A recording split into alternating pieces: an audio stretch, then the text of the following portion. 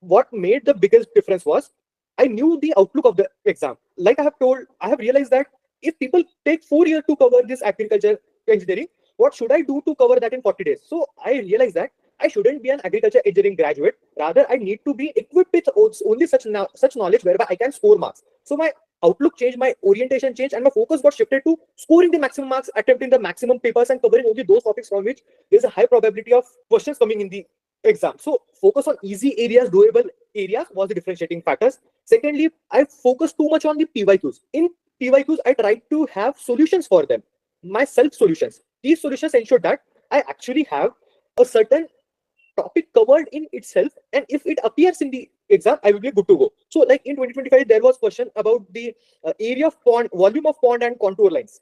So that question appeared in, I think, in 2021. So that exact question got repeated. So rather than studying too much about the ponds and rest of the things, I got to know that only this question has probability of coming in exam. I only prepared it. I prepared the two formulas, the trapezoidal and the Simpson formula, and then I got rewarded for it. Then another next very central thing is I utilize that 3 day gap. I have realized that people get disheartened by the tremendous vast outlook of the syllabus, and they do not end up in revising nothing between the GK paper and the optional paper. That 3 day gap is very important, very, very important, considering there are various formulas, there are various short diagrams. These diagrams, these formulas are very crucial for the value added and enriched answer, and you can only reproduce them if you have revised them in those 3 day gap.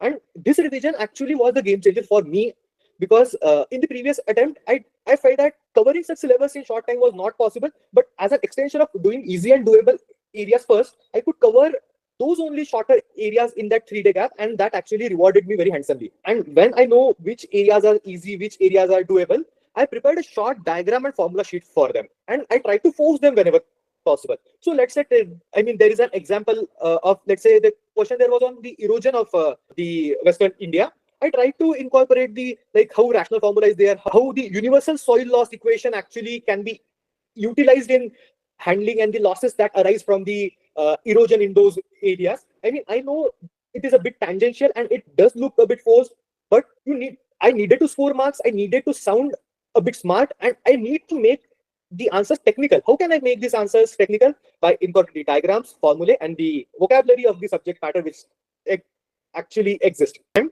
while answering questions, got I have realized that now I have realized that there is an engineering outlook which is required. I try to use the concepts and theories in the questions. Like I have given the example of the erosion. I try to use soil loss equation. I try to have structural aspects more in the questions.